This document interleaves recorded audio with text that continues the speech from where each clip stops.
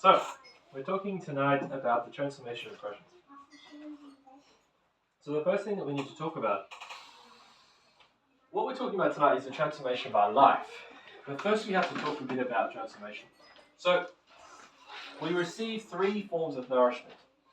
The first, there's sort of three nourishments that we can't, or three things we can't live without. The first, food and water, which is transformed by the stomach into the various sustenances that we require for the body. The water, of course, hydrating us, etc. And the food giving us the energy to live, move, and have our being, etc. Air, transformed by the lungs, brings oxygen to the system. It also brings prana, but we'll talk about that another day. And same thing, without it, we could barely last a few days or something. A few minutes. Without food and water, perhaps some days. You can last, depending on how much weight you got already on, you can maybe last 40 days or something without food. Water, I don't know how long that is, like 3 or 4 days or something. But the last sustenance or last nourishment is impressions. But what is an impression? Let's talk about impression. So life as we accept it or as we have it, life comes to us in the form of impressions. What I mean by that is we don't actually perceive the reality of the world or the physical world. Sorry, let's actually write that in here. So we don't actually really perceive the physical world, which is kind of funny because the physical world kind of like is like completely our reality. Like, you ask people about life and about things, and they all will make reference to they will all make reference to just the physical world. Like in the great, is it existentialism, when we all moved away from the churches and religions in the 1930s and 40s? Everybody, just claims everything on the physical world. All of science is based on the physical world. But we don't actually perceive the physical world directly. All we perceive is an impression of the physical world. We have no idea. I mean, it's like what they say in the Matrix, If what is real is what you can taste, touch, smell, and hear, and he said real is just electrical signals interpreted by your brain. And there's a whole movement of people as well who seem to think that life is a simulation. I'm not here to talk about that tonight. That's not my bag. That's nonsense. So life comes to us in the form of impressions, meaning I don't actually receive the thing. The chair doesn't go into my head. The room isn't inside of me. What I receive is an impression of the room. I see the chairs. I see the people inside the room. I see the lighting. You know what I mean? The type of lighting, whether it's a warm white, a daylight, or a cool white. You know what I mean? Or 6,000, 450, 4,500, or 3,000 K in the room. That's all great. That's what I'm perceiving, right? But to go one step further, there's actually also more in here too, which is our impression is also tainted as well by our memory, which changes our perception of reality as well. Because let's stop using the word reality, which changes the impression I receive because of previous impressions I have received before. So, for instance, if the only reason why we know what everything is because we went through the same phase, this lovely little 1-year-old is at the back here. I see a fantastic sleep here. When you go through that period as a child, you actually went and figured out everything as a child. Do you know what I mean? You went and you sucked on the side of the chair and you like sniffed it. You know what I mean? And you did everything. You kind of banged your head on it, get your eyes up close to it. And that's what happens. The baby sort of is actually bringing in all the information about the physical world. We don't have to do that. When I look at a metal door, I don't think about what it tastes like. I already know. In my memory, I know what metal tastes like. You know what I mean? It's got that metallic flavour, tinny sort of flavour, Like, that? Like, that metallic flavour? When you get a metallic flavour, it means you're having a heart attack. My tongue is a bit kind of metallic, at the back. Sorry. So you know what I mean. You don't need to do that, but the reality is that's still part of it. That's why you kind of get thrown off. Like when you go to a place and you touch something and it's not like, like something looks solid and it turns out it's soft, or like that stupid show where they just make cakes look like things. Yeah. You know that show, Is It Cake? And it's like, you know that one? It's a Netflix thing or something like that. I remember I was fixing some stuff at a lady's house once, and she had it on. Is it cake? And they go and they'd make like, it would be like a normal thing, like a radio or something. And these people would make the cake so hyper realistic that you still have to look from a little bit far away. Like they'd still put the cakes like over there a little bit, so you can't quite see, and the camera kind of goes like that, But yeah, like, and people, you go and touch it, like, oh, it's a cake, or oh, it's a fake one. Like when you see flowers, right? When you see like a really good, occasionally I've seen a really good fake plant, like really good, very well made fake plant, and then you touch it and you're like, oh. Or the opposite, you think it's a fake plant and then you touch it, it's got like hair, like this one. I know, this one's like, okay. I bet you should. ASMR. Yeah. You know what I mean? So it's all this sort of stuff, right? You actually already have I'm not going to, you have the olfactory, you have the taste, you have the touch, you have this all in your memory, yeah? From growing up, etc. That's why when we go to like other countries, it's a bit of a throw off, because you start seeing things that you don't actually have the memory for. And it actually taints your vision of reality, yeah? People start to freak out, they don't know where they are. It's a little less, nowadays everything's so globalized, it's a bit trickier, But at the same time, what I wanted to say in bringing that up is that we're receiving the impression, right? But even that impression itself is tainted by perception, because the sixth sense, I like the Buddhists say that we have six senses because they call the sixth sense the mind, which is really very interesting, So even before the impression's coming through, I've already got an idea. When I'm in the room, for instance, I may not like, some people don't like, the warm white lighting. We've got this very interesting lighting when you come in. It's like a very yellow. I left it there because I think it's fun. But like some people don't like it. You may walk into a room and your impression of the room is, oh, it's not lit properly. Or the opposite. You go into a room and they've got those fluorescent bulbs, and you walk in and you go, ooh, it's like a hospital. It feels like a hospital, but it's your bedroom. It's a very strange feeling. And so you're receiving impressions constantly, and those impressions are also tainted by impressions you've taken before in your memory. You understand what I mean? So we're constantly being impressed upon by life. Do you understand? Like life is constantly impressing upon us. Yeah, we're not actually perceiving reality. We're just perceiving a constant flow, like we're standing in an ocean. In a river. And over us is the impression of life constantly hitting us. Yeah, the room, the people, the smell. For some people, like for instance, like when you I remember being a kid and you walk through the fish section in the Adelaide Central Markets. They had like a section about the same size as a house, actually probably bigger, and there's just like all different types of fish and squid and stuff. And I remember I used to walk through like that, like, Dad, oh.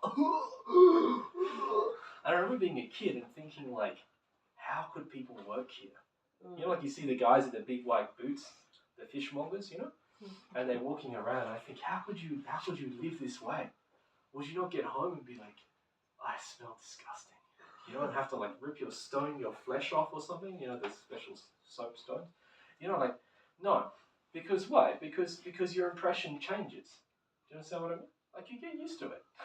You just get used to it. It's like when you first open your door at the tip or something, and you're like, whoa, and then after you're there for like 2 minutes, you're like, yeah. You get used to it. The impression. We're still taking the impression. Yeah, it's just not that big of a deal anymore. And I will go into it eventually in our society about just not even being able to transform the most mundane of impressions, which is this sort of intensely autistic reality that we're beginning to enter into of like AI children, and honestly adults too, just this intense OCD. But generally speaking, we're just receiving life like that. I'm not necessarily seeing the reality, because as I said, a person can walk into a party and they go, oh, it's wonderful, it's beautiful, there's lovely lights, everyone's singing, everyone's dancing, I really love this. Another person might walk into the party and go, oh God, not another bloody party. I don't want to deal with another kid's party on the weekend, I need the time off. And so each to their own, you see. So two people can perceive the same thing, and yet have come out with a completely different understanding, completely different impression. Like, you know, you see two people like go to a country and some people say, oh, it's the worst place I've been in my life. Other people tell you it's the best. Yeah? You go to Brazil and you go, it's fantastic. It's the greatest place I've ever been to. Other people go there, I hated it. This is going to make you guys laugh. Yeah? When I was living here in Byron 13 years ago the first time, I ran a share house for a guy I was living there and he wanted to go away. And so he offered me cheap rent in exchange for running the share house on his property as well as I lived in the cabin. And there, that share house had 4 Brazilian women in it. And then it up to 6. I don't know how that happened. They just sort of multiplied. And then they took over the adjoining cabin. And before you know it, it was crazy. And then it got to a really intense extent too. It turns out there was actually 9 at one point, and they were sleeping in a van out the front and rotating inside the house and not telling me and being really dodgy and all this sort of stuff. And so I had a really hard time with that, you know. I know it's not good to be racist, but we had to do a retreat, a Gnostic retreat, and it was for the opening of the Brazil Gnostic mission from Renee and Laura at the time. This is quite a while ago. I went with your parents. Your mum got me a good deal at the front counter because she could speak Portuguese and I couldn't. You know, she got me my breakfast that I was supposed to get. You know, she fought for me. It was great. But anyway, when I went there, I had this sort of I was trying not to, but I had this negative impression, you know. I was like, because like these women just tried to get anything they could get out of me. And it's not necessarily because they were Brazilian, it's just because they were difficult, but it was so hard for me. And so when I went there, I was like, I remember we flew into Sao Paulo, and you fly over Sao Paulo, it's a pretty strong impression. Do you know what I mean? If you ever fly over Sao Paulo, it's a horrible impression. Because you're on an airplane, and then there's this moment where you look, and it's just city. As far as the eye can see. But not like a nice city, I mean like just flat, what's it, 3-4 story? Like just like that, you know? As far as the eye can see. And all like the same, the buildings look all the same. It's crazy. I can't believe people live there. I'm like, it's horrible. Sorry. You know? But it's like intense in all directions. Yeah, and so when I got there, I was thinking, oh my God. And then you know what happened? I had the best time of my life. When I got to Belo Horizonte, and I was spending time with the people, I started talking to the locals, we got lost, it was fantastic, you know what I mean? I thought that because I spoke Spanish, it was going to be okay. Different languages. And you know, it was funny, but, you know, so you have this impression, you know, I had this impression. I took this impression of Brazilian people here, and when I went there, it was completely different, you know? And so this is the thing, we have these impressions. But as I said, one person can take an impression. Like when I went to Rome, I got a really negative impression of Rome. Because Rome was just like so dirty, and it kind of reminded me of Melbourne. It was so dirty, and it was living off of all of its old culture, and I didn't like it. Whereas my friends, they talk about Rome, like, oh, it's so big, everything's happening, there's so much life, and so much culture. Do you know what I mean? So again, two people seeing the same thing, they both receive a different impression. Yeah? So what is reality? Wow. What is the physical world? I don't know. You see what I mean? It's very subjective, isn't it? Yeah? We can say, so really we need to have our consciousness completely awake in order to take, without all of this nonsense, a correct impression. Because it goes deeper than that. You see, we're taking these impressions like that. I then take that impression, and then that impression should go somewhere, right? Every impression has a charge, an energy. That's what I was saying. There's an energy within the impression. We're actually fed. The food, this may be the food for the body, but the food for the consciousness is impressions. The impressions of life are what feed the consciousness. But we don't see, we transform the stomach, and the stomach and lungs transform that nutrients in a mostly mechanical fashion.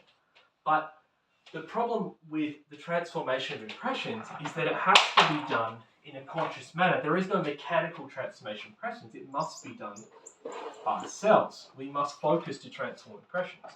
The physical body, using the brain and also the mind, but the brain specifically here, I actually have to be aware of that process, and then I can extract from the impression its energy.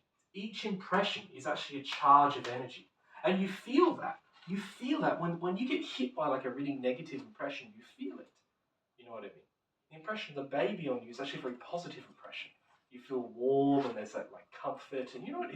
It's a positive impression. You feel it in your heart. You feel this warmth. You know, it's a very positive impression. But it can be the other way. You know, someone can come at you with really nasty, negative words, very hurtful behaviour, and that has the charge of that impression is very negative. Some things are very powerful. You know, like for instance, a person can a thing can happen to you. You can receive a very powerful impression, like the death, the experience of death is a very powerful impression. Where you, the first time actually seeing someone die, or seeing someone who's dead, like when I took Dante to see my great grandmother when she passed, because it was an open casket on purpose, so that you could see death, and understand, to see a human body without life. And it's amazing that in our sort of society we have all these movies and that just sort of treat everything so nonchalant, like they don't mind, like whatever. They treat it so silly like this. And like example, all these movies, everyone's got guns now, like bang, bang, bang, bang, bang, bang, bang, bang, bang, bang, bang, bang, bang, bang, bang, you know what I mean? And it's all this sort of stuff. And it's quite silly because in the real world, a gun is actually something that has a very strong impression.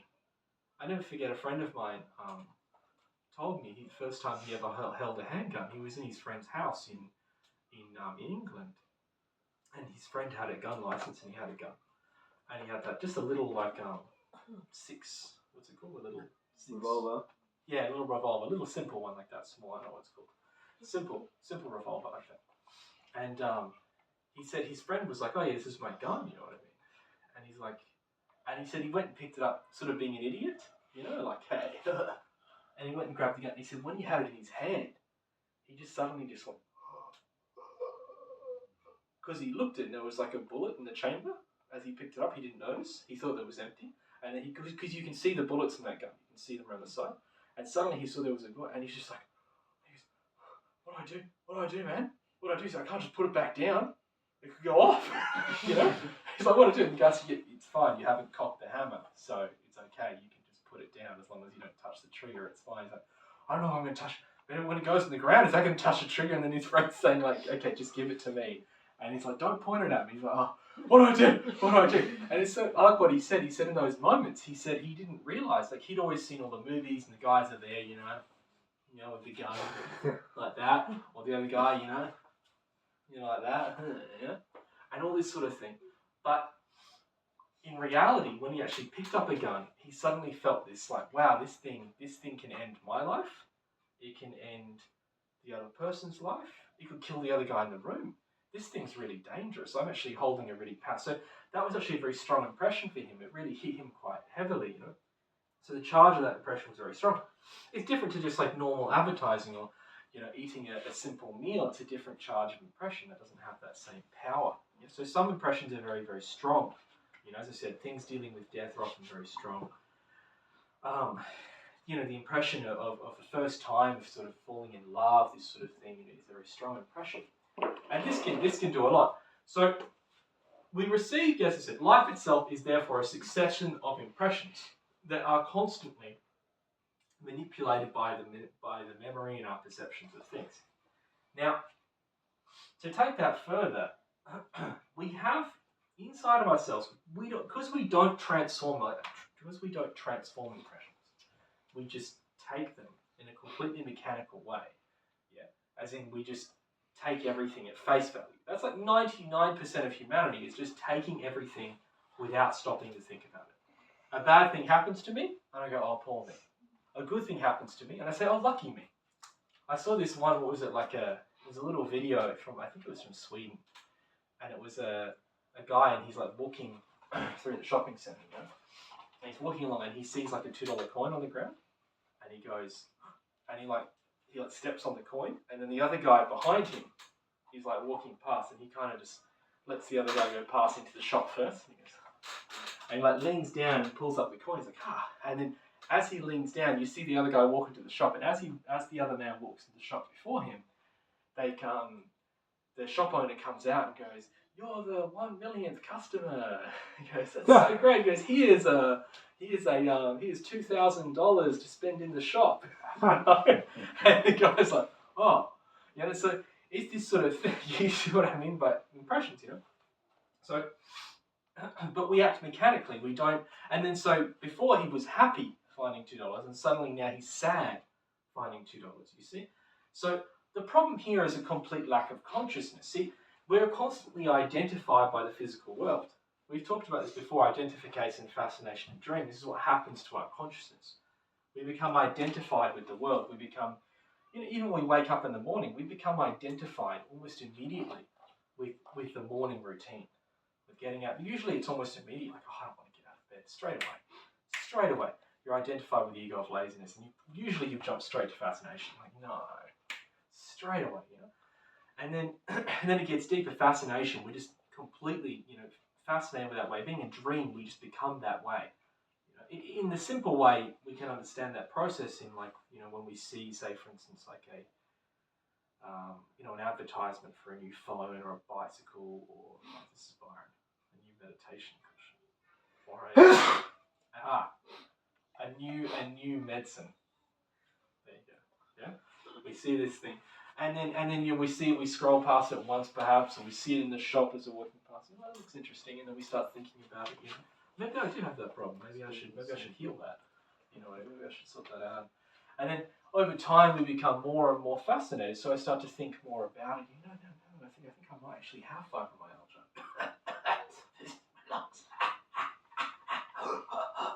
And you start to think, and then before you know it, you've gone and bought the special whatever it is, mushroom tonic, and you're adding it to everything and giving it to your friends. You're telling them it's the best thing you've ever had, and you keep going, yeah. And as I said, this doesn't always have to be a negative thing. You know what I mean? It doesn't have to always be. Don't think in terms of good and bad as a Gnostic. You're completely wasting your time. Yeah. There's no other way it works.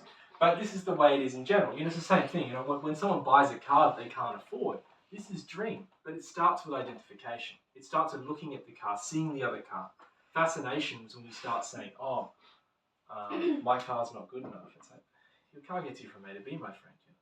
And then dream, we go and buy the car we can't afford. But it's like this even in general. So in the morning, and we wake up and we're completely fascinated with the ego straight away. Just like that. Yeah, laziness, whatever it is, the problems of the day. We don't stop and sort of go, oh, this whole life is completely meaningless.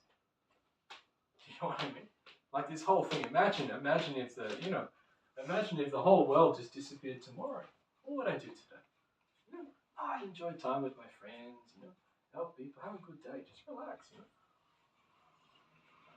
But yeah, so we become very identified, very fascinated with the world. So this then makes us very mechanical. Truly we're identified and fascinated with the ego. So what happens is when I take this impression, it then goes, and when I should be transforming with the brain, so I should actually be confronting this impression, understanding, like as I said, let's take a very negative impression when someone's perhaps yelling at me or having a go at me for some reason, or telling me off for some reason. And if I were to take that impression consciously, then I would then have to actually try to transform it. So I'd start to try to understand, I'd start to try to understand. So I'd self-observe myself, and I'd listen to the person and go, okay, that person's telling me, like for instance, someone's yelling at you, they're saying, hey, you effing D this, etc.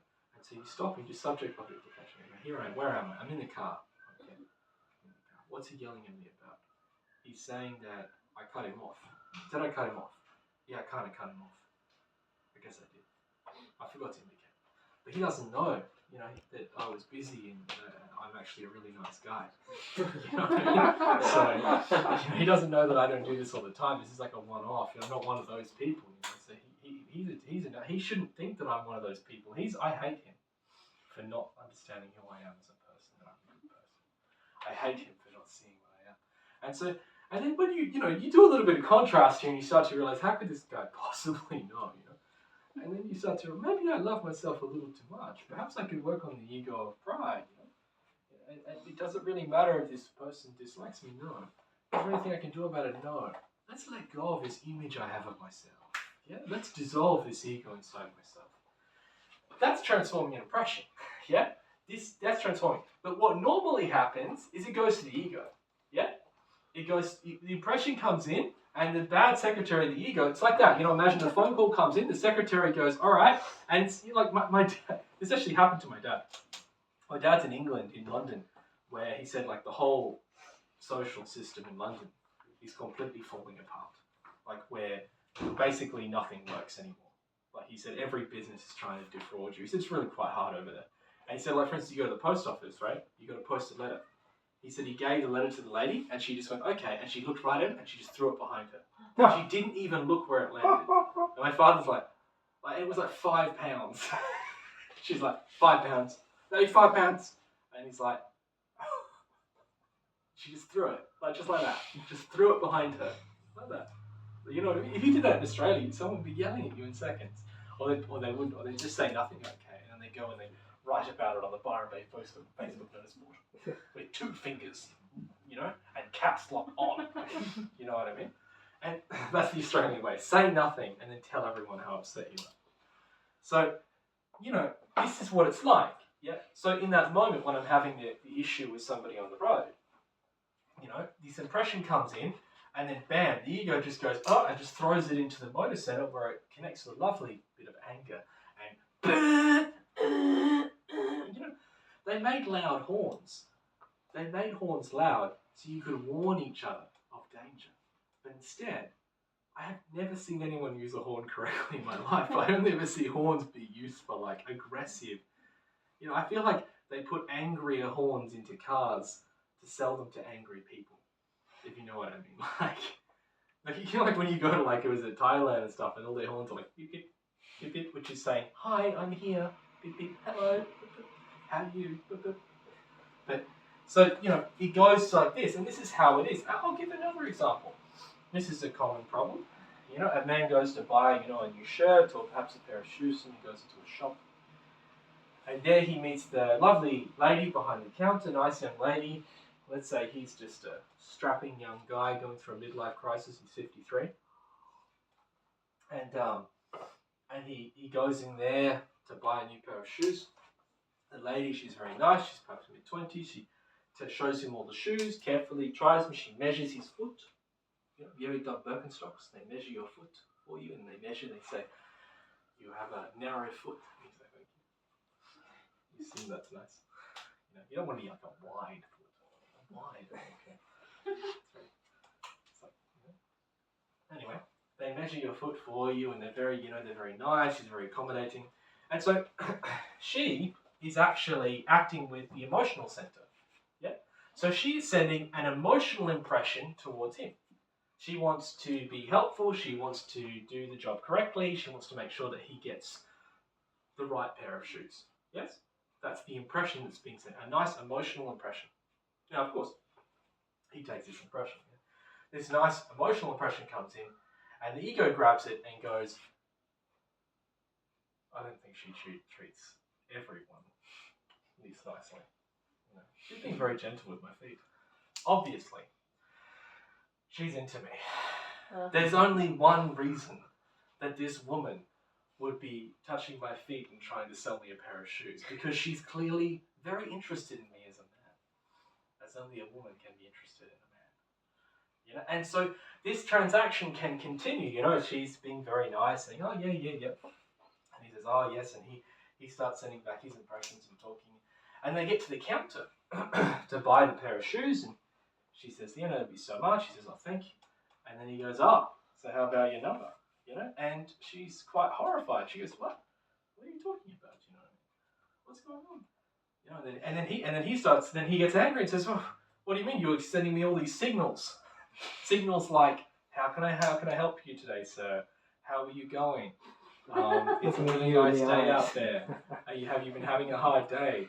Let me listen to you. What size shoe are you? All these sorts of really intense, forward moves, that a man just can't resist. And so you see, what's happened here is he's taken his lust, acting inside the sexual center of the human machine, has taken this impression that was actually meant for the emotional center. She was just trying to be helpful, And this is the same thing. So it's because of this we don't transform impressions. Yeah, the impression of have you ever had to go to Centrelink? Oh yes, let's get some hands up. Yes. That's good. If you're here long enough, you learn about Centrelink. It's a very important part of Australian culture. Anyway, when you go to Centrelink is actually Centrelink's a complicated place because it should be an emotional place because it's about dealing with people, right? And yet it's intellectual. Everyone's just ticking boxes and filling out forms. You know what I mean? How many hours do you work this week? Yeah, I'm gonna put that down. Did you search for work? 10 jobs? Got your job diary? Yeah. And you just tick, tick, tick, yeah? But if you take that merely intellectual impression with your emotional center, yeah, settling can be a very difficult process. If you take it with the intellect, settling is quite a simple process. If you walk in and go, there's no point. I just need to sit here. Actually, take it with the motor center. Just walk in there, sit down, and like the cattle, just sit there, moo, moo, moo. Just keep going towards the turnstiles until they butcher you, and you just keep going. And then eventually they say to you, they go, oh yeah, and they do this, and then they ask you some horribly intellectual questions, are you this, are you that, you know what I mean? Is the entity declaring? Is the entity making a claim? And you're like, what's the entity? You, okay. What's a claim? Going on the dole. Yes, the entity is making a claim. And then you just tick the box. You sign your life away. You get the money. It's actually not very hard. As long as you don't give them more information. That's the key. I'm going to give you the key. Don't give them any information that they have not asked for. Don't get emotional and panic and give them information that they don't need, because if you do, they might have to fill out other boxes that could actually get you in trouble. So the easiest thing ever is to say absolutely nothing and just wait for all their questions and then just answer them. And it works like every time. I've watched, my dad's been on it forever. You guys don't know this, but the Australian government has been inadvertently supporting Gnostic missions in Australia and now London for the last 30 years. They don't even realise the dharma that's coming their way for what they've done. These have been very successful missions, the ones my father has set up, in Adelaide, in the Gold Coast here, and now in London. London's just started to really boom. So thank you, Centrelink and the Australian government. You've done a good job. Yeah. But as I said, so it's an intellectual thing. Doing your tax is intellectual. But if you take that impression emotionally, well, then we have problems, yeah? What? Ripping the things up, I can't do this. It's just fascist. Yes, it is fascist, but it's just what you need to do. You need to calm down and just tick the goddamn box. No, I can't tick. No, I'm going to sign my life away. So, again, we're not transforming, because we're not transforming the impression. I'm not actually looking. At Centrelink, we don't look at the other person seeing that they're having a bad day. Or even the person, you get the really hard person, the person who's just, like the person who's like dead inside, the person you go to and they're just there, at the computer, and they don't care about you at all, And you're like, why don't you care about me? I have a child. I'm alive. You're alive. Why cannot we be alive together? And they're just like, no, you can't do that. And what you have to do, if you want to transform that impression, you have to understand the person. You have to understand where the impression is coming from. If you've ever everyone's given someone a bad impression, yeah? You've accidentally had a go at someone about something, you've got frustrated with somebody. Yeah, it's happened. I had it last week at work. I had to change a curtain rail, and then in a hotel, and they hadn't booked out the room, so I had to it was a bit stressed because I thought the client was going to come in. I was remembering last time it happened, and this is a true story actually. I was installing a curtain rail. This is about 2-3 months ago, and the lady came in and just started losing it that I was installing this curtain. She's like, we need to get ready for this conference. We need to get ready. I haven't got time for this. And she was going off. And then later on, I looked at the pamphlet for the conference. They had it on the table, and it was a stress release conference. I was like, you've just been yelling at me and making my life really hard. Like she'd get, like I was doing it, and she'd stand there, and she'd go, how much longer? How much longer? And I'm like there trying to transform the impression, like being, trying to be the nice guy, but also being like, I hate this. Like the conflicting emotions, yeah? And I'm like, I don't know, I've never installed one of these before. It's a flipping popcorn ceiling, So, let's not get into popcorn ceiling. But, you know what I mean? So, it's fine. But so the next time I did it the same week, I had a sort of similar situation. And because I hadn't transformed that previous impression, the previous impression of being a little bit sort of pushed and set upon and feeling like I'm working to a deadline, then when I went into the next one, when the lady told me the client was coming, I got really very short with her in my word. I was like, okay, fine, just give me the key. Yep, all right. Mm-hmm. Yeah, I'm saying, I'm fine. But I felt that resistance, So I wasn't transforming the impression. I wasn't. So when I'm being short, I'm giving her a negative impression. You see, because of my anger, my shortness, I may not be yelling at her, but I'm still being quite rude. I'm being short with my word. I'm being cruel. That could be the end of the day for her. Just that last impression. You've just been yelled at by like a South African family or something. Getting on my rocks. You can't treat me like this. It's not okay. It's not alright. I can't do it anymore. It's not enough. No, it's not good enough. You hear me? Like this, and then now the bloody tradesman's having a go at you too, and it's just enough. And that's it. She cries and goes home. That's my karma. You see, that's not okay. I can't do that. So I have a responsibility. So if I'm giving that negative impression, so let's now look at the other way. I'm receiving a negative impression from someone. Let's contrast. When have I given someone a negative impression? You've always done it. Had an argument with a loved one, had a go at someone, been upset with someone. Always, it comes from a position of your own pain. Do you know what I mean? At no point do you ever go, I'm feeling fantastic, you kids are horrible and I'm going to yell at you. It just never happens. Yeah? It just doesn't happen that way. You don't say, oh, I'm feeling fantastic, I'm going to have an argument with my wife. Yeah? This is a great day, the sun's shining, I'm feeling this elation that you can usually only feel when you have like a deep love for some divinity inside myself, and I'm going to go kick the dog. Do you know what I mean? It just doesn't work that way. It's the other way. You've had a long day, you're sore, you're aching, your life prospects just haven't really been going the way you thought they would. You're hitting 35 and you're looking ahead and you're not sure anymore about, you're kind of like in the middle there. And Dante Alighieri said, midway this way of life, and he was 35, and you're not sure how long you're going to live. I mean, some of these guys have died at 50.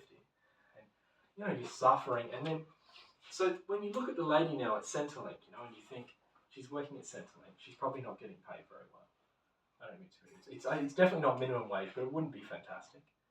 She's probably has to deal with a lot of angry, smelly people who don't know how to transform impressions either. Yeah. She has to deal. Maybe she's upset with your child. Well, what did she? Maybe she's had 5 kids that just jumped over the counter because they were, unschooling, and just grabbed the computer and threw it on the other side of the room. And the person said, I don't know why he does that. Do you know what I mean? And this is all fine, right? But then, we have to begin to sort of see. So she's giving me a negative impression. How is she feeling inside? Yeah? What's going on? So what's happening to her is she's failing to transform a very simple impression of just a person walking up, being quite kind and good. Yeah? So what's happening in her normal life if she can't even transform a simple impression? If a person can't even transform an impression of just someone coming and saying, how you going? Yeah? Then something's really wrong. Think about the times when you've been like that. Chances are it was like that really bad week where you were just feeling miserable, you may be having big financial problems. Now imagine, she could be like that every week. Thank God you're not her. So what are we going to do? Let's give her some good impressions. Yeah? How are you going today? Gladys. Horrible. You go, oh, that sucks. What's horrible about today? Just the bloody people, Really? What kind of people? Oh, a laugh. Hello. Now we're getting somewhere. And maybe you laugh at somebody, but let's see if we can upgrade that to a laugh at general humanity. We'll keep going. And just, I'm not going to add to that pain. There's just no point. Not going to go there and try and tell her, why don't you work on your ego of suffering and misery and maybe you'll feel happy. That's not going to work. Let's just give her a good impression. So, as I was saying, as you said, we're receiving these impressions, we're dealing with the impressions of other people. Life is therefore constantly coming to us in this endless flow of impressions. So, the first conscious shock, it's a term we use in Gnosis, refers to beginning to see life as impressions. If I don't see my life as impressions, if I see my life as life, do you know what I mean? Like as the be-all and end-all, then I'm completely asleep. And that do you understand what I mean? It's the first shock when you actually look and go, actually,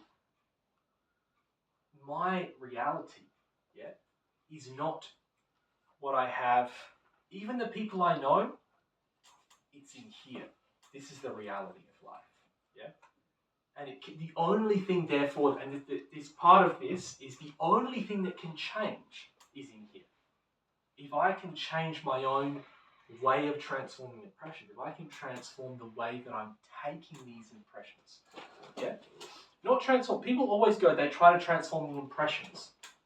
I gave that example, yeah? I said, it's like that. People go, they try to, someone gave one of our kids a fidget spinner. Who gave it? Was it you? Who gave us a fidget spinner? Were you there? Someone gave us a little The spinner. lady who wrapped the tape. Ah, yeah, She the was tape. advertising. The TAFE lady gave a fidget spinner to one of my children. This is a very deceptive move, because giving a fidget spinner to a child of the age of 9 is 11 is actually a way of eventually making him go to TAFE.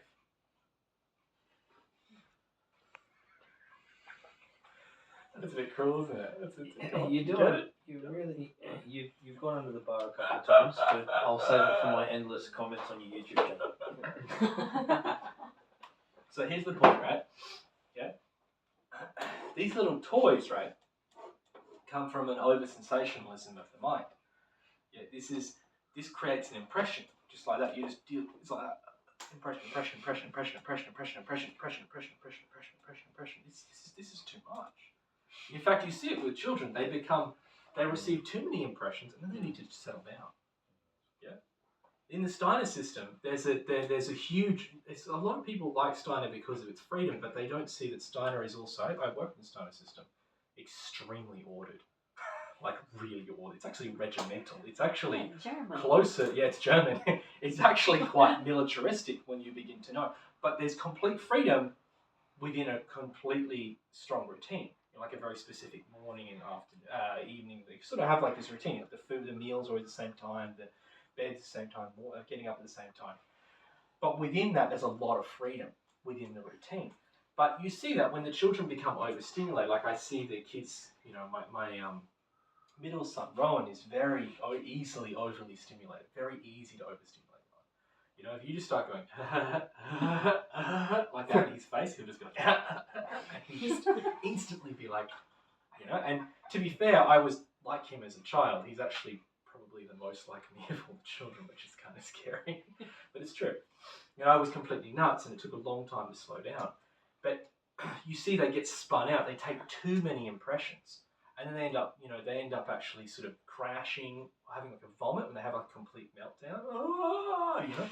The kid's crying. I don't know why I'm crying.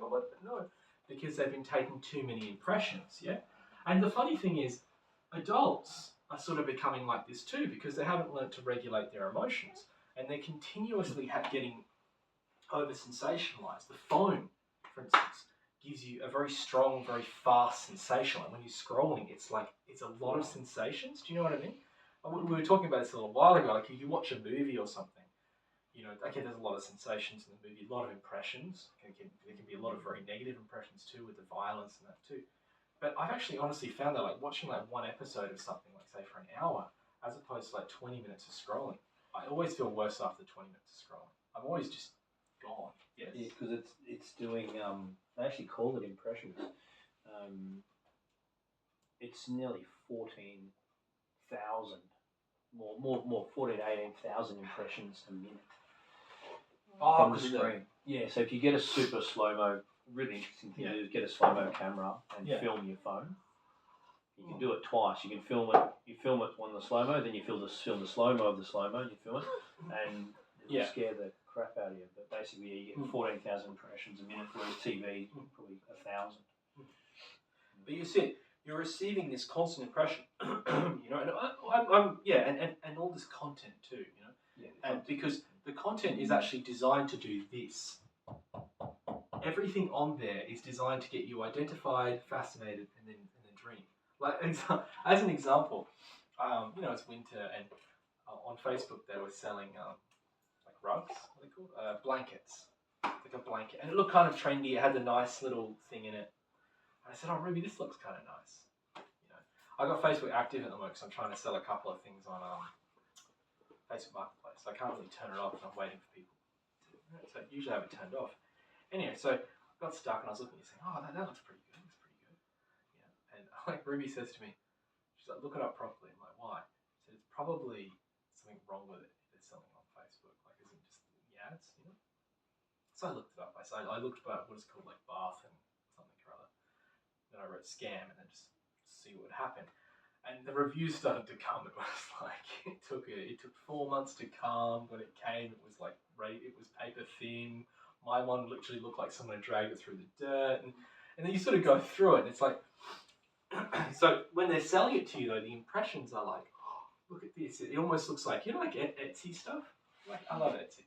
It's kind of like, you know, but it looks like it's handmade, and then you actually get it, and it's just some cheap factory thing, like Temu, that sort of stuff. And so, you know, everything's made to sell to you. Facebook itself sells to you. Everything's selling to you. You know, even people now are everyone's trying to sort of like brand themselves and then sell themselves, which is just crazy. And so there's this sort of constant trying to fascinate others, you know, constantly over and over again. So there's this real pull. Everything on there is supposed to be fascinating, you know. So, yeah, sorry, what was I talking about? I got a little bit sidetracked there. So, Phones. Yes. So what's happening is we're taking a lot of impressions. So talking about transformation impressions. So I'm trying to transform impressions. The phones gives us a lot of impressions. For instance, when you walk through like a supermarket, you take a lot of impressions. They're not negative as such, but they're a lot. Like as the example, just going into Woolies with all the bloody music, for instance, you know. I really like going into what's it called? I like going into the bookshop. What's it called? The bookshop here? Book room. There's no music. Just walk around the aisle. It's very relaxing. Yeah, and the same thing, you know, the other place very relaxing? The Ocean Shores Aussie, what's it called? The $2 shop at Ocean Shores. Yeah. You know why it's so great? Because there's no music. So you just walk around and get lost in the back somewhere. It's bloody huge. You walk around, get lost, look at some stuff. Oh yeah, it's alright. But I like there's no music because I can actually take my time to look at things and relax, and we can do it. You know, whereas when you're in the supermarket, it's like there's all the noise, the aisles are packed in, and people are pushing their trolleys at you, and then they're looking, they're like, I need to get past. You know, and you're like, it doesn't really matter. They're like, no, move. You know, you can feel just the anger seething, and like no one wants to be there. Like no one actually wants to be there at all. Everyone like hates the whole thing. You know what I mean? And my dad once told me that. He said like, stop and actually observe how obscene and crazy a supermarket is. He's like, stop and think about it for a moment. Like, you know, like a market makes sense. You go to a market and people are selling food that's covered in dirt and it's like out of the ground. There's the farmer. But like a supermarket, it's like you're pushing this sort of cage, you know, around. You walk in through like an automatic door, you know, into a giant place that doesn't have any windows.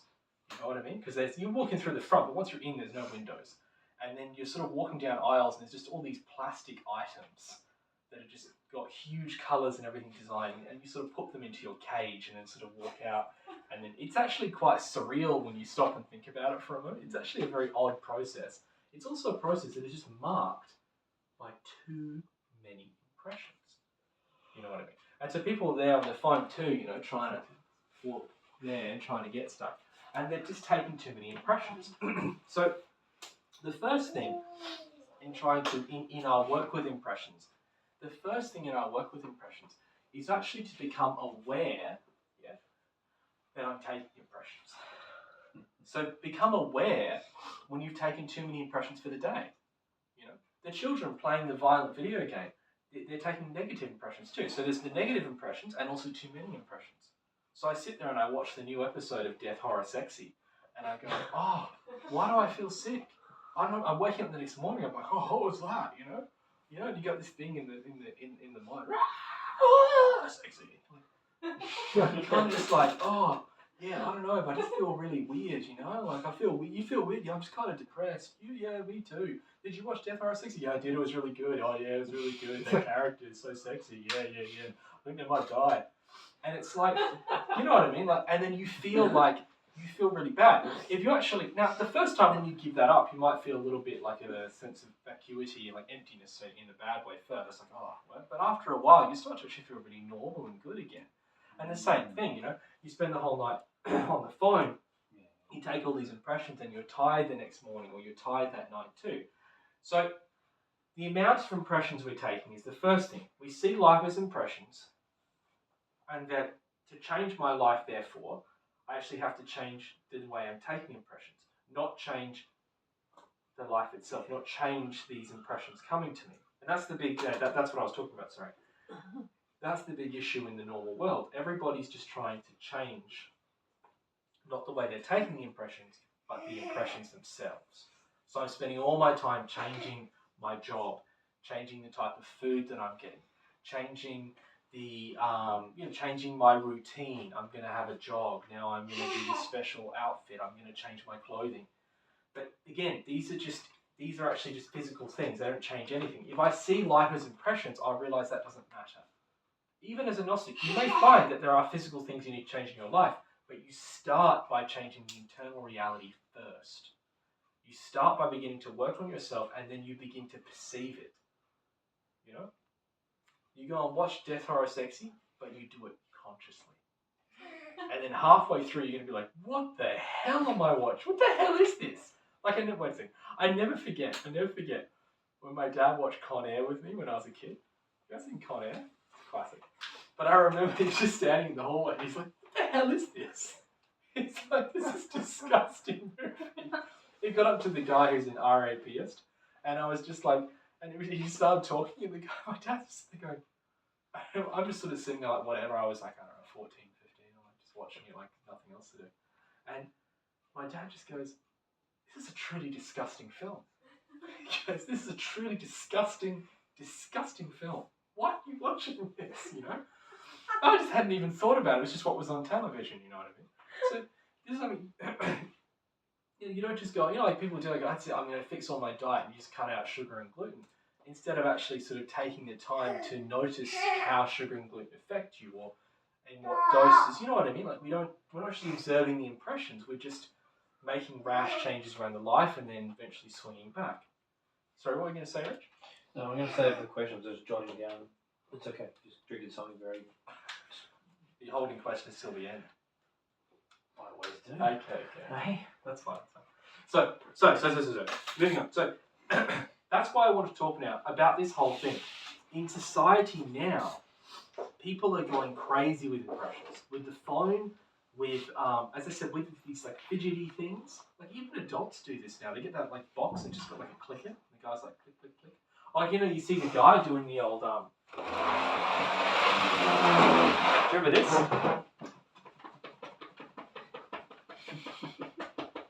I'll have a cup of coffee. The chewing gum as well. Oh, yeah. And it's like,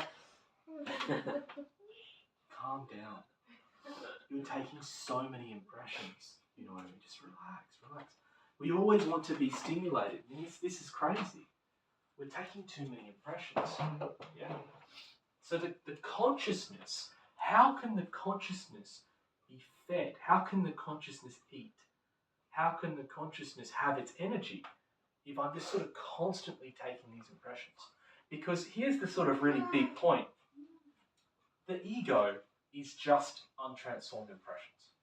That's what the ego is. Yeah?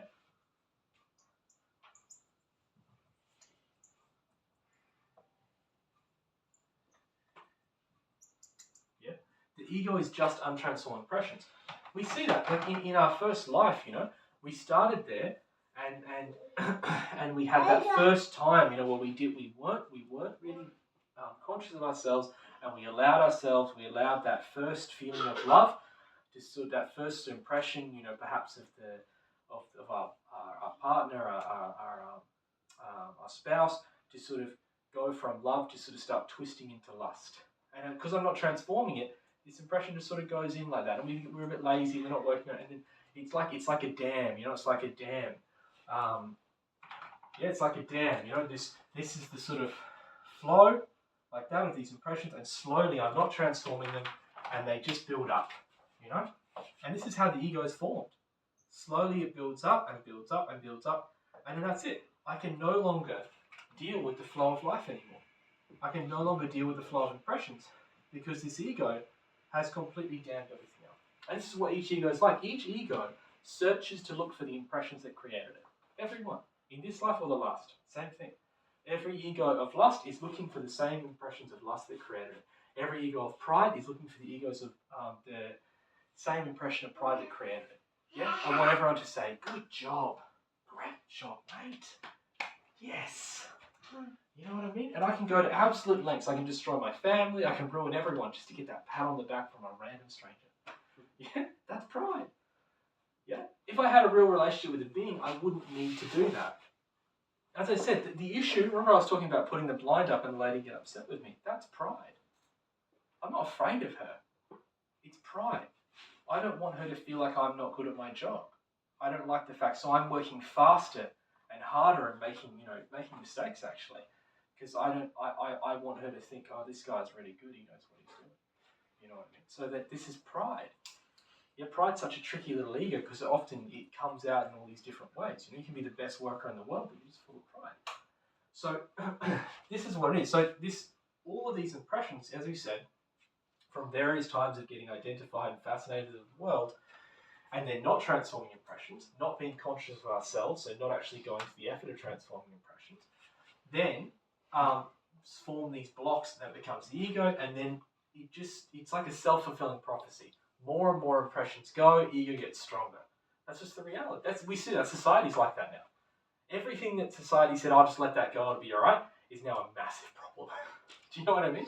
They're like, oh, just let people do that, who cares? And it's like, it's just going to get worse. Because we allow it to get worse and worse and worse. You know what I mean? I'm trying to think about things that are going to get me in trouble. For example. Oh, I can give one. Video games, such a good example. I remember being a kid playing things like Mario and stuff that were really straightforward. I remember there was a lot of rules in Australia. Australia is one of the tightest censorship nations for a long time. And Australia had a lot of laws around games that weren't actually for children. So like games with guns in them and stuff. They just wouldn't allow it for a really long time. And then finally they managed to break it. It was actually during I'm not going to go into it, but I remember hearing it sort of broke over time. And then finally they allowed 18 plus rating on games, and suddenly it all was just free for all. But what I see is that each time it just gets worse and worse and worse. I remember going to a friend's house when I was staying here in Byron 13 years ago, and he was playing a game, and I was looking at it, and it was like, I just remember it was just so violent. It was so violent. I couldn't believe what he was doing. It was like just so gratuitous, this axe. I was like, wow, that's intense. Like you just murdered a woman. Like that's a really strong impression. And he was just like, oh yeah, whatever, Like Grand Theft Auto is the perfect example of that. Yeah, Grand Theft Auto, I remember I played the very first Grand Theft Auto. It was a top-down pixel game when I was a kid, when I was 9. And I remember then it's like, the third and fourth one, it just kept getting worse and worse and worse. I remember my father used to call it Crime Simulator. Because it was teaching you how to be a criminal. It was like, here's how you steal a car. Here's how you deliver drugs. Here's how you do all this sort of stuff. And now our society is full of all these young people who are interested in crime, delivering drugs, taking drugs, and becoming criminals and using guns. And they grew up playing games about using guns. This is impressions. The hell, man? Like, how do we not notice this? Do you know what I mean? And all my gen who just played Mario just ended up with massive losers. Because Mario's a massive loser. You know what I mean? His princess is always in another castle. Sorry, that's a bad joke. But it's true. It's true. I walk into houses and I go fix things. I see guys my age sitting there on a Nintendo Switch. I'm like, oh man, come on. You're a grown man. Put it down. Look, I understand. I want to too, but I work really hard not to, because I need to be the man of the house. I can't be like that. Remember your grandfather in World War One. Put it down. Just put it down. And this is the whole thing. So this is not transforming impressions. We let it go. You let anything go, it just gets worse and worse and worse. Yeah. You make it okay for something, and this is the way we say, was it the big thing for the prohibition era in America? You remember they didn't have drinking in America for a long time. We got to unban it, because otherwise people are just gonna drink more because it's banned. So they're just gonna do it more in private. That is complete nonsense. My friends in Canada, oh my god. Literally everybody in Canada smokes marijuana. Like the entire of Canada is stoned 24/7, and their economy is absolutely rooted, and their entire reality is. And now they're on the road to legalizing every form of hard drug you can imagine. They're trying to legalize fentanyl.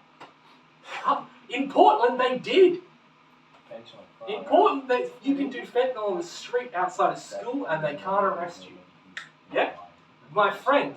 That's because that's what it's like. If I keep letting something go, don't worry, we'll let that thing go.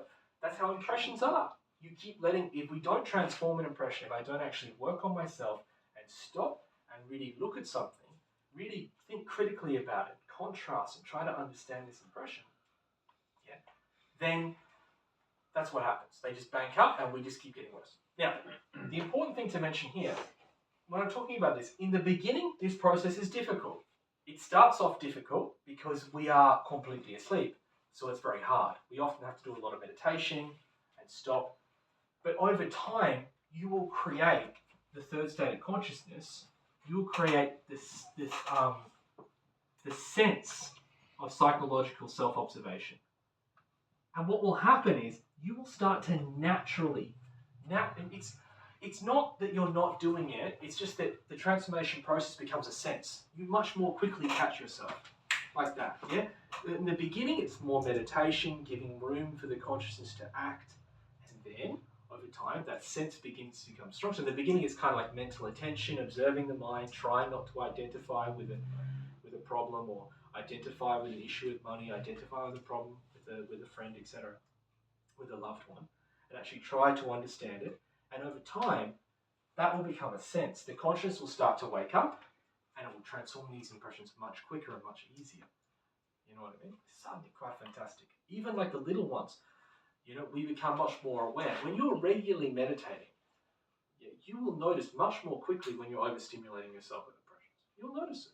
After the retreat, we did a big retreat here, I noticed it very quickly in myself. I notice much more quickly when I've taken too many impressions. And that can just be trying to get everything done. Sitting at the computer there, getting it all done. Oh, I'm getting this done. Oh, I'm cleaning the house. I'm getting it done. Oh, I'm fixing the garage. I'm getting it done. And then you're like, at the end of the night, I'll just get my practice. I was getting it done. No, stop getting it done. Work on yourself. Die in yourself. Be happy. Yeah, what were you going to say? No, I'm just going to, when you open up the question, I've got them laid out in order. Yeah, so we're actually getting to the end now. So this becomes then a sense of psychological self-observation. And that's the goal. That's sort of, it's one of the beginning goals of Gnosis. So first we're looking at the first conscious stop. We have to begin to see life as just a flow of impressions. Yeah, life is not the problem. It's the way that I'm taking it that's the problem. And if I begin to change that inside myself, I can then change the life properly. It's like that thing, you can take, I've given that example a few times of old Cactus Jack. The guy I used to work with at the IGA used to come in, and we lived at the IGA that was next to the halfway house. And the guy, every time he'd get out of prison and then he'd come in and have his beautiful yellow suit on. I'm a Cactus Jack. He'd be buying the nice cigars like that and smoking them. Here you go, honey, and give throw a $2 coin to the lady working behind the counter. And then, a couple of days later, he's still wearing the same suit. He's starting to buy slightly cheaper tobacco. By the end of the week, he's now buying White Ox. He's lost the suit. You know what I mean? And then by the end of next week, the manager is walking around behind him in the aisles while he doesn't even know where he is, taking bottles of methylated spirits off him. You know what I mean? And saying, Jack, you need help. And this would happen. And this would happen over and over and over again. They'd take him out, and then he would just go back in. And at the end of the 2 weeks, the people would pick him up, and then they would take him back to the rehabilitation center, and then we wouldn't see him for 2 weeks, and then boom, there he is, Cactus Jack and walking with a yellow suit. How you going there, kid? Give me some of those nice little cigarettes, and betting on the Keno, and you see, so you can take the person out, but unless they start to see their life as impressions, they can't actually change. All those changes will be nominal. Yeah. So that's the first conscious shock, and then we're trying to then begin to work on these impressions through psychological self-observation.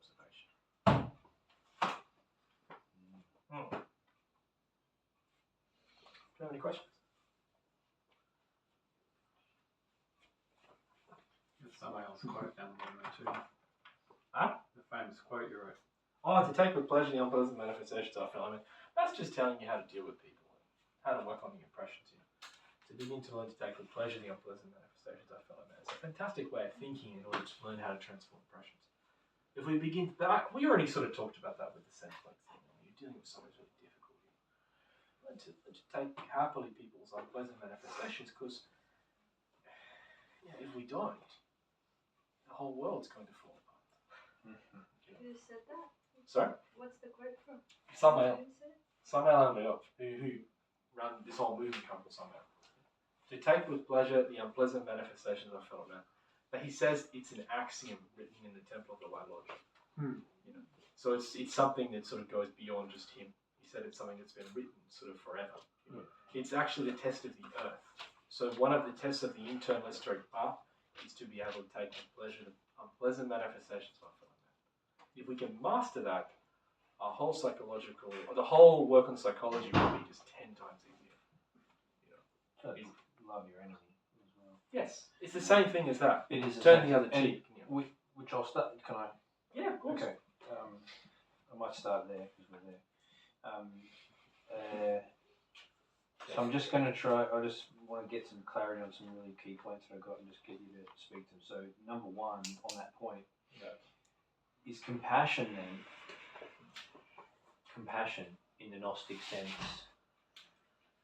Is it actually is compassion the process, the most useful tool or process by which we can transform impressions? So compassion being, I look at something, there's an impression coming from there. If I'm able to exercise compassion quickly, could be for self, could be for, as you said, the Centrelink lady, but at the bottom line, the concept of compassion. So, not for myself, always for us. yeah. So compassion is kind of the force by which, is compassion the tool by which you begin transforming impressions? It depends on the impression. Mm. Like, for instance, like an impression of laziness, impressions happen to anything. Mm. But when dealing with your fellow man and dealing with difficult impressions from your fellow man, yes. Okay. Yeah. Cool. And the other one, the first wake up, this concept you're describing here. Yeah, first conscious shock. Conscious shock. So, just to clarify that point, that's the moment where you're talking about when you realise that life is a series of impressions and it's not Yes. life itself. Yes. That's the moment that consciousness is observing what's being received instead of you're inside what's being received. Because at the end of the day, it's receiving. So the way I'm sort of the way I see that is that it's that moment where every single stimulus becomes simply a stimulus at the point where consciousness is observing it, instead of the stimulus actually acting as if it's real. But that is a dirty room. That hits me a lot differently to I see a dirty room. I know what you mean. I observe a dirty room, not I'm in a dirty room. Yeah. So I see it as the moment where the consciousness goes, I'm looking at the screen, I'm not inside the show. Is that kind of the clarification of that? Yes, that it's the distinction? conscious shock because it's the consciousness being shocked into an awakening. Yeah. So consciousness is asleep and then suddenly goes, oh, Yeah. and like, wow, okay. But that's right.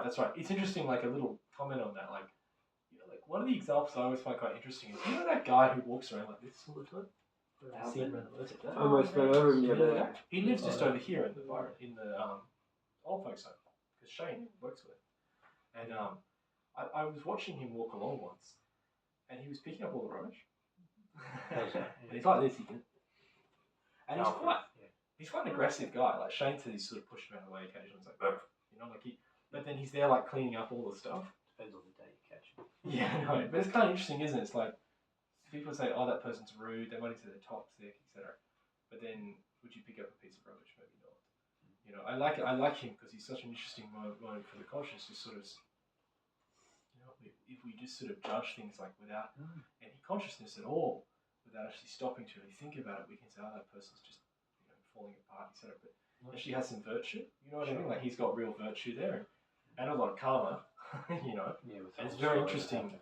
but people can sort of look at him and then, without transforming their impressions of pride, feel like they're just better than him. But it's really good. I think it's really good to look at people, and see what they have that you don't sometimes. Really look and That's what I'm talking about. The compassion. Yeah. Compassion allows the separation from the event enough. And same as what you're saying about the consciousness is asleep until you realise that. Until I can actually look at something and create a gap between that immediate impression and the way it's being actually internalised, I'm asleep.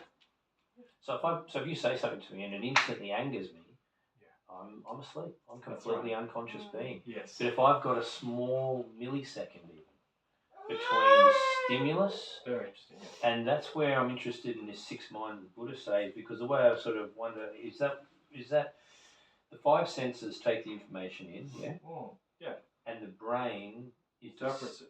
Well, you're saying it's a sixth sense. So the way I'm seeing that is.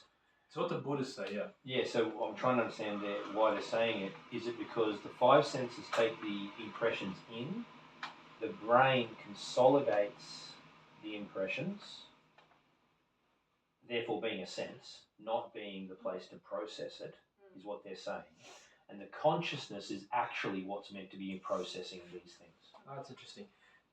The mind needs to be a tool of the consciousness. That's what I'm getting. But it's a tool of the ego, because it's not working, because it's reacting, not acting. That's the one thing I think I was talking about. That's what I'm talking because about. it's reacting, not acting. Yeah, it's as you said, like the person's, as in, I sort of mentioned, like something bad happens, I feel bad. Because it's reacting and not acting, it's completely mechanical.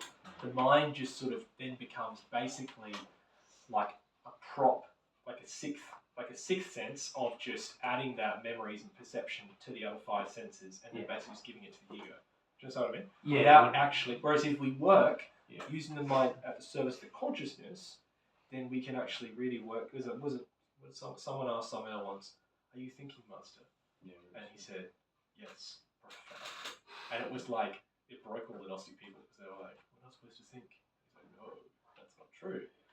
But we must think consciously." Well, this is what I'm saying. So imagine the five senses and my five fingers, right? In comes the inbound stimulus. Yeah. The brain's here, and its role ultimately is meant to be gather those, consolidate them, send them up to consciousness. Consciousness processes how I'm going to react, sends it back down and behaves. But we're seeing the inversion. Stimulus comes in, brain gets it, and the brain says, I know what this is already. Because I'm so identified with my ego and my previous impressions, I'll send that straight down to hell, and we'll call up whatever beast we need. Anger in this instance, or I hate you as much as you hate me, or whatever the situation might be. So I'm just seeing, I'm just seeing this interesting kind of play between how that's working. You know what's really interesting? There's a good example. I actually forgot to give it. See, consciousness is a sort of hard thing to talk about. Totally. Because we often confuse it with mental attention and a lot of other things. Feeling good, just emotions. And what's interesting is, like, one of the simplest feelings of consciousness that everyone, I hope everyone's experienced or should experience at some point in their life, is being in love. And when you're in love, it's like the worst thing can happen to you and you transform like that. Like, you imagine, like, I don't know, when that one time you asked the girl out and she said yes, and you were like, oh, and then you're there and it's like, you're waiting, it's counting on the days, and you kind of like, you're going to work, and it's like someone cuts you off, and like, how you going?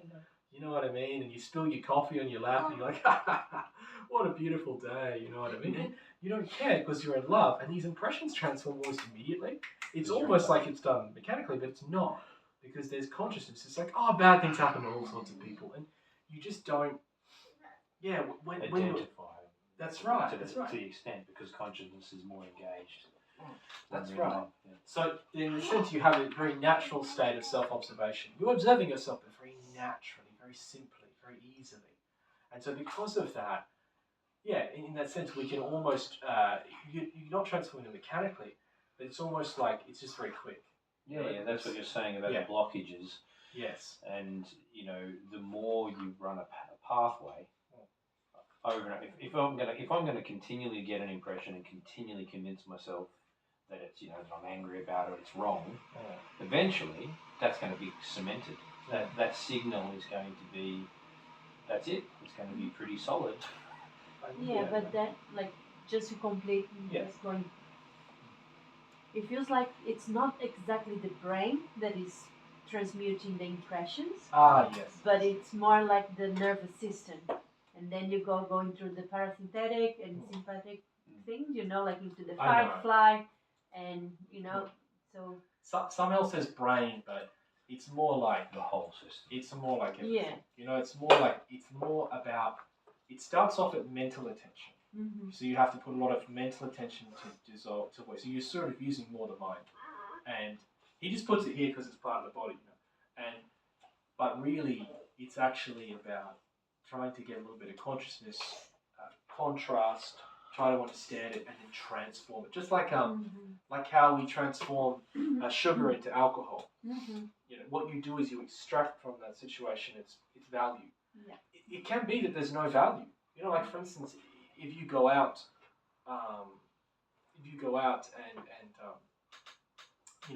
for the day to the shops, and there's so many impressions. Often the easiest way to take those impressions is just to ignore it. Yeah. Like to literally just, you go into the shops, you buy the thing you need, and then you leave. Yeah, because you get overstimulated. That's right. Yeah. And sometimes with just transforming all those very low level impressions, you actually just need to do a meditation and just clear the mind of all the junk. Yeah. Because it's like it just sits in there, and you're like, oh, I come in this. Yeah. And that's kind of what most people think meditation is, just relaxing and de-stressing, but that's just like very surface. You know what I mean? Yeah. The real meditation is then trying to untangle the most complicated and difficult impressions. Like when we have like a big grudge or years of problems with someone, and then you have to sit there and it's like you ever tried to undo a slinky, or like some knitting, and you're there trying to pull this thread this way, and then you find like another ego, and it's like, oh my god, and then you have to try and find the truth in there, and there'll always be some sort of truth, like there's always going to be a little bit of like, oh well, like even when you're angry with someone, it's like there's always a little bit of truth there. There's always a bit of like, oh, they haven't been treating me properly, or but on top of it, we've added all this just huge amounts of untransformed impressions, So yeah, it's tricky. But you're right. It's not just the brain; it's the sort of whole system. Yeah, because the nervous system, it works a lot towards the keep yourself safe and alive, and like that's how humanity developed, and it's constantly checking in what is happening inside you and outside you. The instinctive center. Yeah. Yes. Yeah. But it's more than just that. It's the whole five sensations: the intellect, motor, sex, emotion, and the instinct. All of them together, working with all the different centers, and trying to understand. Because the nervous, like if you go study about, there's now like, I think it's more modern studies of nervous system, of how it's connecting with all the intellect, the motor, the set, everything, like, because if you don't relax, But which is the point of the meditation. We take a lot. We take a lot of impressions. Rest and digest. But so in order to work on impressions, therefore, we need to start to be aware first of the impressions I'm taking, the amount of impressions, the charge of impressions. Coming to the class is a very good impression. It gives us this sort of knowledge and everything like that. We have to sort of be quite passive in order to receive that impression. You know what I mean? Be ready to hear it. If my mind's full of old untransformed impressions, then I can't listen. We all sort of do that on the way to the class. We sort of emptying the mind a bit, hopefully, and then ready to listen. Otherwise we sit there and just we don't listen. Because the mind's not ready. So over the day, we have all the little impressions, then we have the negative impressions. Be careful. We're taking impressions of lust, impressions of anger, impressions of violence. On the phone, reading about how horrible the world is. Like, this is a bad impression. If you can't handle it, don't read it. I generally don't read much of this stuff because I often just get really hurt. I feel really bad. I start reading it and I feel really, really like horrible inside myself. And I'm not saying as in that I shouldn't know about it, but I have to actually, if I want to read that, and there's been times when I've gotten into it because I had to understand something, I've also had to be ready to transform those impressions rather than just because a lot of the time those articles are written with what's the word, a subterfuge or a vested interest. You know, like the person writing the article wants you to hate this person. Do you know what I mean? Like, you know, I read an article recently about, you know, those people who like to glue themselves to famous pieces of art and stuff like that. And I read an article about that, and it was written from the perspective of someone just, you know, it's like, oh, these people are horrible, they're ruining the world, and you know, it's like. And then I read another article, and it was the people from the Greens doing it, saying, oh, the person gave them a fine, aren't they horrible? And everyone's just trying to, do you know what I mean? Like, so you have to be ready to transform, because if not, you just become another victim of circumstance. You're not aware of the impression. So if we can then extract from those impressions their energy, this is the energy that consciousness needs to awaken. It needs the energy from the day. So during the day at work, we're trying to mitigate the amount of impressions we're taking. Trying not to take the negative impressions. Actually trying to be a little bit conscious of, and how do you be conscious? You mentioned it here with the nervous system. Be conscious of the human machine. Yeah? Be conscious of your emotional center. Have I let my emotional center be hurt? Because you do that. You just let it be hurt. How does a relationship go through problems? We let ourselves get hurt. You know what I mean? The same thing. The instinctive center, which is very much the nervous one you're talking about. You know, you get overstimulated. You start to get fight and flighty. You start to get exhausted because you're just doing too much. With the motor center, you're just actually tiring yourself out. Your body's actually quite wrecked. And you're just too busy. Oh, I've got to do this. Oh, I've got the next thing. I've got to get to that thing. Oh, I just got to do that. You know? The intellect, you're just thinking the whole time.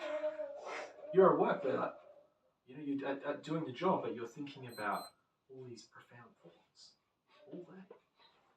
You can be doing nothing. You should be picking the macadamias, but you're thinking the whole time. That person, this person, what are they up to? What's going on here? What's that about? And then you get tired. You know, you can let your emotional center get away from you. You can be sitting there during the day, and your emotional center can just be going, I hate this place. I hate it. I don't feel like working. I want to be in bed. I hate this place. I don't want to be here anymore. I'm so tired. I used to work like that in hospitality. It happened over and over again. I go to the job, and then when I first started, it was like a love bomb. Love everybody. Hello, where are you from? This is great. Oh, you're also from Brazil. That's a gold test joke, because you go to hospitality, everyone's Brazil. You know, I'm like, oh yeah, it's great, you meet everyone. And then after 6 months, you know, the alarm goes off at 5 o'clock. Like, I hate this place. You walk in, I hate the boss. I hate this place. The customer comes in, can I have a coffee? I hate you. Do you want a soy? Of course I do. And I call myself like this, the mind just. So it's not the mind, sorry. The mind, the thoughts, but it's the emotions all day. You know? This is just completely unconscious, you know what I mean? It's completely insane. Yeah. Powerful. That stuff, eh? It's the key, man. If you can master this, you will be happy. There's no two ways about it. It's just a shame they don't teach that in psychology. If you can figure this out, you'll be completely happy. I'm not lying to you. No, this is the way to be really happy in life. If you can figure out how to take, with pleasure, the difficult manifestations of people and everything around you, not just people, everything. You know, like when you can transform the impression of the people who you disagree with in life. You know, like as I said, for me, it's these guys, you know, gluing themselves to things for no reason. If I can actually really begin, as you said, feel compassion for them and understand their position and what they're trying to do and why they're suffering so much, and then see inside of myself my anger, etc., and dissolve it, I'll be happy. Yeah, it's fantastic. Yeah, really quite a fantastic teacher. He's a powerful teacher. I agree. Kind of fundamental. It's behind the cornerstone versus Gnostic psychology. That's what it feels like. It's funny how it's so late too. We were Yeah, having it's this just discussion. supposed to be the first. Yeah. That's what I'm saying. Like it's just interesting. I've studied psychology in different uni degrees, and they're just missing they're creating no separation between cognitive processing at all. It's not teaching that in the fundamental laws of psychology. It's like I think, therefore I am. It's like no, I think, then I transmute and process it with my consciousness, and I am. They're kind of missing like the key fundamentals of psychology by not creating the gap between the mentalization and the heart. Like, it's just flawed at its basic level. You can see why they take that out though too. That opens up a whole can of worms in regards to everything. Well, yeah, that's right. Well, you wouldn't need lawyers anyway. You know. You know what I mean? Imagine You start walking around transmuting your impressions of how much you hate other people. That's going to take. You're going to lose 80% of your economic system right there. and put them in a room and say, "That's it, you two. Meditate. People might even remain Meditate married. and transform impressions. We're not going to let you out. You get 3 meals a day. 3 meals a day, and we're not going to let you out until you've resolved the problem in your minds." Can you imagine? Okay, instead the lawyers just get you and go, "Okay, you, right, you got an issue, that's it. You're both sitting in this room, one table in between you, across from each other, and you get 3 meals a day." In the beginning, they start by throwing food at each other, and they hate each other, try to stab each other with forks, and getting plastic forks instead. And then after a week, they're like, "All right, let's work on this." You know? All right, that's it. Let's meditate. Can you imagine the Can you dollar? imagine just on the speaker occasionally the guy says, "Get us out of here," and the guy just goes, and he just turns the speaker off again and goes, "All right, that's got him for the next day." That's what they do in darkroom retreats. Is that? Yeah, I watched this documentary about a guy who went to a darkroom retreat for a week, and I think he had like a tiny little window open where he had a button that you would press for the on. Exactly that. Oh. All right, there you go.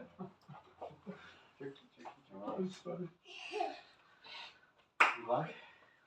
We happy? We ready to do a practice now?